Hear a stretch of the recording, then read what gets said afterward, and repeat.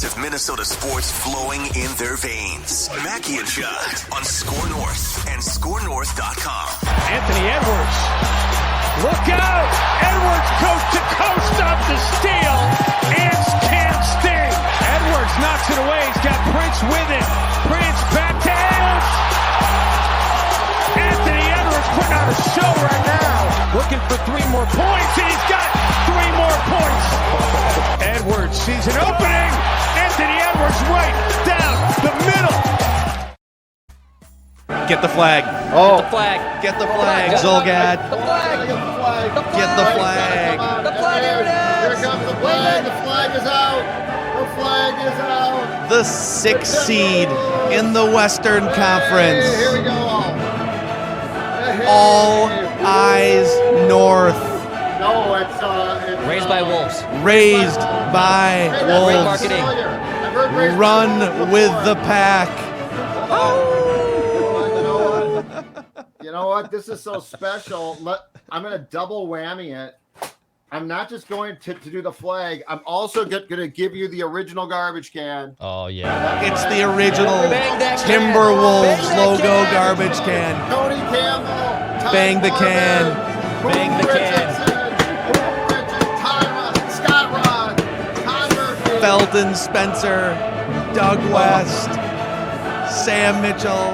That is Timberwolves fever right there, boys. A flag and the original garbage can. I have a fever, and the only thing that can cure it is more Ode to Joy. That's Oh, right. yes, John. Oh, there we go. Woo! Okay. Oh, Oh, God, it's I'm good. tired. God, Am I it's good to done? be the 6th seed, boys. And actually, Oh boy. all these Yeah. people talking about the 6th seed. What am I missing Exhausted. here? They're tied with the Clippers for the 5 seed. People keep tweeting out my like God. they're the Wolves or the 6th seed. The Wolves and the Clippers are tied. Maybe there's a tiebreaker in here. I don't know. If it's point differential, it goes to the Wolves. So the Wolves right now, they are 1 game behind the Mavericks for the 4th seed in the West. We're 25% of the way through the schedule here, It's okay? for the Timberwolves. This is the big, dog days, man. Now, 2 years ago, they did start 10-8 and then rolled off 11 consecutive losses. But I think Karl Anthony Towns got hurt or something, and a bunch of things went sideways that season. But you were in the arena last night. This is Mackie and Judd, Daily Minnesota Sports Celebration. Sometimes therapy, but today's celebration. You were in the arena last night, sitting in the posh media row within arm's So reach of posh. Finchie's huddles, basically. Yeah. Gee. Me and So D'Lo. I want you to empty the notebook here, and I know that you have handwritten notes. I'm sure sitting that close to the Wolves bench. how You I got roll. all the box score printouts. What were your firsthand observations from as Finch described it? They did not play well last night for the majority of that game, but they still grinded out a win. And I think Yeah. there's a lot of times in Wolves history the last 17 years where they look like that and then like get beat by 15 or blow a 15-point lead and they wind up hanging on. So give us a couple of your front row observations. Well, one thing I absolutely loved is at halftime, Finchie was very upset by the lack of defense, but he was without, and his team was without Jaden McDaniels, Jared Vanderbilt, Patrick Beverly, Yes, your 2 best defensive players, I think, in Yeah. Beverly and Vanderbilt. Yeah. and 3 guys who bring something. Like they can all be important. And so I love the fact that Finchie was upset. And I also love this fact too. So this is where the Wolves, in my opinion, have a different heartbeat than they have had previously, or at least for a very long time. Okay. In the box score, Can you hear that? yes, that's the heartbeat, man. That's my high class. Thank you. Thank you, Huey Lewis. The heartbeat, though, to me, is this. It's Ant. Because Ant had 21 last night. And, if you just look at the box score, it's like, okay, decent game, right? But I would argue no. I would argue that in the third quarter, and I don't know if Finchie said something at halftime. I don't know if Ant just said enough of this. But Ant, I believe, had 8 points at the half. Or I'm sorry, he had 8 points at the half. In the third quarter, he scored 11. And as I tweeted, almost every one of those points could have gotten on a highlight show. He brought energy. He had a couple dunks. He had steals. He played defense. He provided not only the results in the box score, but also, probably just as importantly, he provided a tempo changing quarter himself. And what I absolutely loved was you can see his teammates sort of gravitate towards that. Oh, it's go time now, right? Yeah, Like, think about it's go time. Go time. Think about how many times this Timberwolves team had a chance, and in a quarter, it's like, oh yeah, no, it's not going to work for us tonight. It's not going to work. So the fact that Ant brought the energy that he did and the play that he did in the third quarter to sort of take the tide from being might not be the Wolves' night to, oh no, we can win this game, is such a drastic change in my opinion. And that's something that, God bless him, aside from like a couple of times a year, Karl Anthony Towns doesn't really have. Like, Karl can score you points and Karl can do a lot of good things, but I don't think that Karl had a lot of tempo changing games where it's just like in one quarter, everything sort of gravitates towards his team. So this to me was incredibly huge because it showed a spark from a player that the Timberwolves, both as far as probably talent goes, but just as importantly from an emotional standpoint, that this team has lacked, Phil. What you're talking about is really hard to quantify because it's a feeling, right? It's like it's a feeling that you get in a home arena. And I mean, look at like the Warriors are one of the greatest teams we've seen in our lifetimes, and you could probably point to the Showtime Lakers that had this quality too back in the '80s. But when the Warriors in their heyday, which by the way they might be back in their heyday based on the start to the season, and they get Klay freaking Thompson back at some point.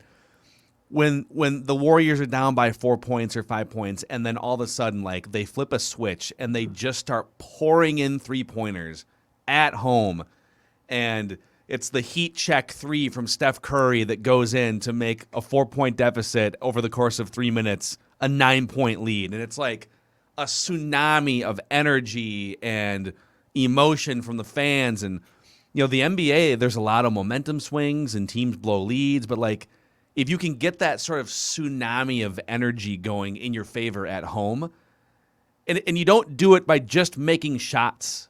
Like there's a personality to it. And it sounds so dumb because it's like you can't quantify it, you can't go to Basketball Reference, but what Ant did at the end of the third quarter last night, and the Wolves were down, like they were down by like 10 points or whatever at halftime, and they're kind of chipping their way back throughout the third quarter. And Ant grabs a rebound, starts a fast break, dishes over to Taurean Prince, who throws a lob, and Ant grabs it with one hand, puts it down, boom, now crowd on their feet. Okay, wow, Anthony Edwards just posterized somebody else, and like a minute later, he gets a steal, comes down, knocks down a 27-foot three from the top of the key to give the Wolves the lead for the first time in the third quarter, and it was like, that wasn't just a dunk and a three in the box score. It was everyone off their keisters, alley-oop, posterization, steal, momentum building, a three to put the Wolves in front, and it was like no turning back at that point. And so I don't know. There's not like a stat to describe it, but it's like that tsunami of energy that he brings to the home arena that not many players can. Like KG used to bring it. Yes. Ricky Rubio brought it like in doses when he would make a highlight reel. When they had a couple years where he was throwing lobs to everybody and whatnot, but like they haven't had a lot of that. It's been 17 years since we've really had that on a regular basis in that arena. Yeah, I think the last guy who officially brought the intangible that Ant brings is KG, right? Because and what's weird is, and this was so much fun to watch, but you know, KG's first game back here, he brought that. He's just got, I mean, certain people, and this is not like I'm going to be that guy, so watch me. Certain people just have that, and Ant has that. He's got that. I mean, he's not a great player yet. He is a tremendous player to watch. He brings a lot, but he also brings an attitude and a defiance, but it's almost likable. That's like, okay, yeah, and you hit it perfectly in saying what he did in the third quarter last night brought the arena. So like it wasn't just the guys on the bench or something. It was all of the people there. And I think the important thing too is that gets people to want to come back, fans wise. The way that you felt, you're like, exactly. That's it was a Monday night game against. Yeah, it was a Monday night game against the Pacers, but it was like, no, the way that you felt in that arena was probably holy crap. This is different. This is the first time in a long time I think the Wolves have had a player that you really gravitate towards and want to see.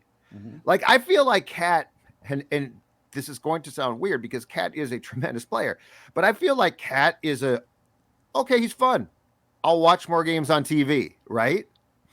Ant, you go and you're like, oh my God, this is great. This is fantastic. And he makes those plays that a lot of guys can't make. So yeah, I would caution against just looking at the box score and being like, oh, Ant was good. Yeah, no, Ant provided an emotional turn to me that took that game from probable loss to not tonight. And again, you don't play a perfect game.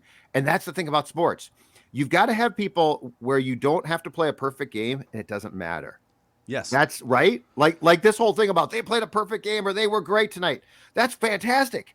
But how often does that truly transpire? You know, we blew them out or the majority of games in any season are going to be flawed. The question is, can you overcome the flaws and do you have the personnel? And it felt like last night the Wolves did. And what, Phil, the last 15 years, they often have not.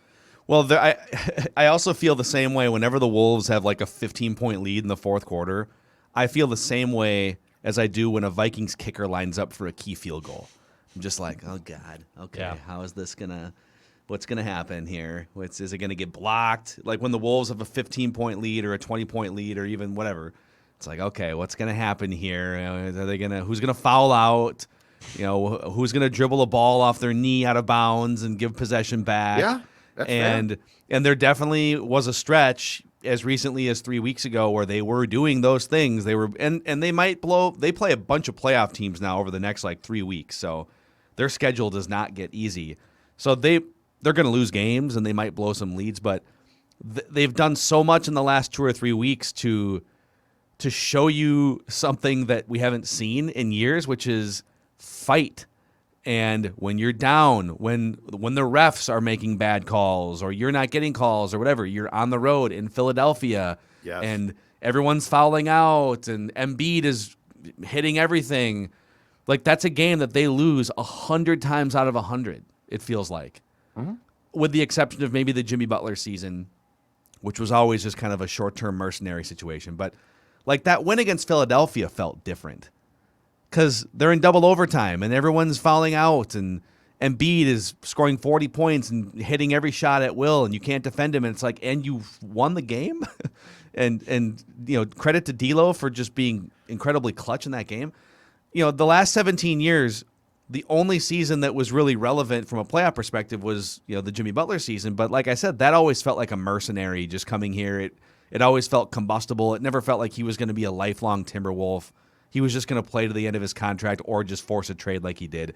Right. This feels real because it's 2 first overall picks that you drafted, and it's a trade that you sought for a young player in D'Angelo Russell, and then it's a bunch of complementary pieces that make sense that you found either through the draft or via trades. It feels homegrown and it feels sustainable. Do we think that behind the scenes, Finchie is pulling D'Lo aside each time that a team goes at him on defense or showing him clips, or somebody's doing a marvelous job of telling D'Lo, everybody thinks you suck on defense? Like he keeps bringing it up and he's right. But I mean, it's clear because he strikes me, one, I think he's a smart guy, but 2, he strikes me as the type of guy who probably doesn't like sweat stuff a lot. Like, I don't think he goes and seeks out, you know, Google his name and defense. It feels like somebody has decided, very smart move, to be like, hey, look at this column. This column says you can't play defense. Because like the last 2 weeks or 3 weeks, he's been on a tear of you think I can't, and it's perfect. It's working out perfectly. Well, this is also from there's a lot of different metrics that can help you quantify this, but by many different measurements, this is the best D'Angelo Russell has played defensively in his career. Yeah. And he was asked, and you can see like there's a certain culture that has taken hold here, and I think Chris Finch is part of it. I think Patrick Beverley, even if he's not playing, like Patrick Beverley is literally sitting in street clothes, not sitting, standing. He was on street clothes. Yeah.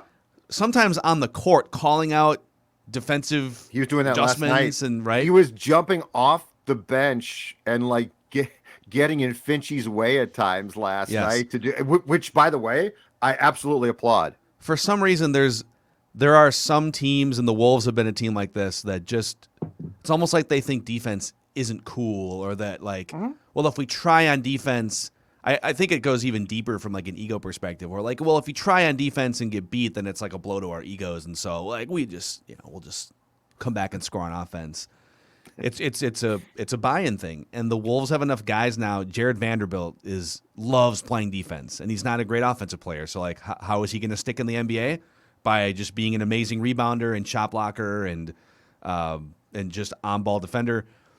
I think with Beverly, Vanderbilt, and even the energy that Jaden McDaniels, who's not been that great this season, but like the energy that he brings, there's clearly a coolness when it comes to defense now. Like they pride themselves on holding a team under 105 points, and there's been a lot of years where it just kind of felt like Cat was going through the motions and D'Lo was going through the motions. Anthony Edwards is the one that blocked Joel Embiid's potential game-winning shot at the end of that double overtime against the Sixers. Yeah. And it kind of went unnoticed because D'Angelo Russell was the one hitting all the clutch shots, and there were so many other things in that game, but it's like Anthony Edwards rejected Joel Embiid to win that game. And it was a great microcosm for just the way that this team has embraced defense so far. That might be Pat Bev. You might be right. Yeah. If so, again, Gerson, NBA Executive of the Year. Let's find him. What a performance. Let's find him Yes. wherever he is. Let's get him that trophy. But yeah, you might be right, because somebody's definitely challenging them. And I think it's brilliant, because that's where guys are like, oh, I'll show you now. Mm-hmm. But it feels like there's definitely a challenge. So yeah. And on the Butler thing, I think we now can really quantify. And I loved how he played when he cared, but I think it was hard. People didn't get why we were so down on him, and the BS stunts he pulled. But watch these guys now. Watch what Pat Bev does, and I'm not saying he's as good. He certainly is not. But also watch how Ant plays, because Ant plays with the passion of Butler. But watch how Ant does it in a productive way. And the kid's 20 years old, but his passion is so productive. And if Cat's going great guns, that's awesome. Cat, come along. And if Cat's not, it's like, okay, that's cool too. Butler's thing about absolutely crapping on teammates, I think it now becomes more clear why it was such BS in watching Ant play, because Ant brings those same intangibles and the same passion, but he does it in such a productive way. And this is where the thing with Butler to me was just quitting. Because in Butler's mind, it's like, well, if you guys aren't going to change, screw it. Ant works his butt off. And Beverly, who is that seasoned veteran type of guy, is like, oh, no, you're going to pay attention to what I'm saying here. I'm not going to pout and piss and moan. Yeah, I think on the Butler front, obviously his style of leadership is working in Miami, because they went to the NBA Finals a couple seasons ago. Once again, they're among the top 6 teams in the NBA this year, and it's working with that sort of Spoelstra, Pat Riley culture, and they've had this tough, grind it culture in a glamorous city for 20, 30 years. The Heat have been this grind it team. They play defense, Dwayne Wade, right? I think my biggest beef with Butler is I'm actually fine with his style of leadership, and I love the way that he plays. He's a really good player. But he didn't want to make it work and fit with Towns.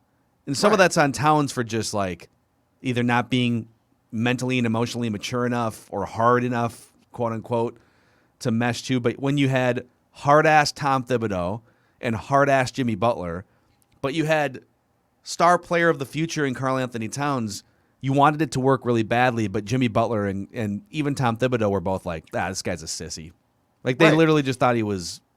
And there was some truth to that. And there remains some truth to that. Like, every time Karl Anthony Towns falls to the ground and then sits there while there's a fast break going the other way and throws his hands up, it's like, that's the stuff that pissed off Jimmy Butler, too. Dude, what are you doing? Be mentally tough. Get up. Don't complain all the time. And I have issue with those things, too. But my beef with Butler is he just had no desire to want to make it work. His answer was just, I don't want to be here. I'm out of here. And that's fine. That's his prerogative. And then the same thing happened in Philadelphia. He wanted out of there. He didn't want to re-sign with them, too, because I think it's mostly because of Ben Simmons.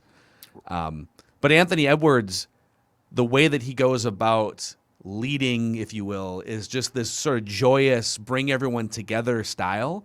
But he can also go into bleep you cyborg mode at any time, too. Correct. It's going to be really fun to see how that evolves over the next 5 years of his career, because he's only going to get better and more mature. And like I saw him last night, and I could just envision him like in 6 years with like a different look, like a shaved head or something, but like as a fully grown version of himself. And I could see him winning an MVP at some point. I like his size, his style, just the way that he can command a game, all of it. I love it so much. He's so fun to watch. Fact he's fun. I'll take the fact he's fun and he gets it. And I love the fact that we finally are starting to have a collection of players who aren't trying to be like, well, if it's not what I think it should be, then I'm gone, or I'm gonna get mad. Instead, it's like, how do we make this work?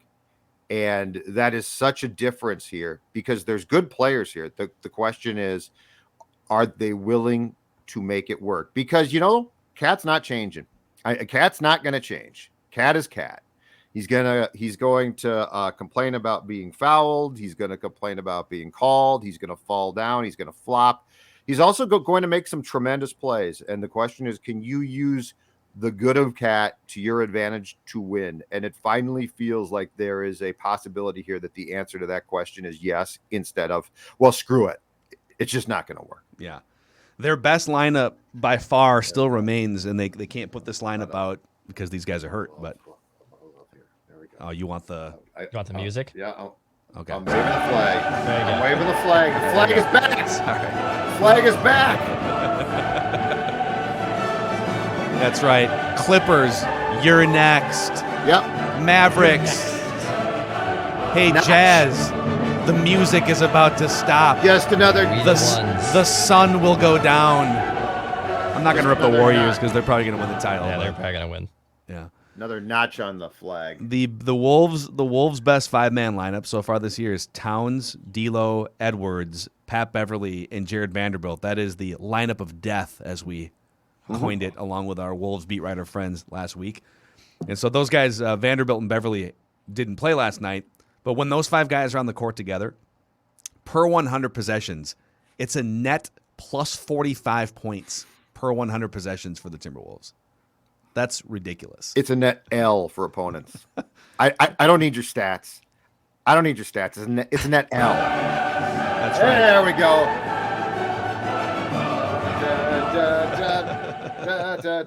All right, yeah. So Impressive, though. That was fun last night. Timberwolves just They're fun. dominating right now. fun One to game watch. over 500. All right, boys. This is Mackie and Judd, Daily Minnesota Sports Entertainment.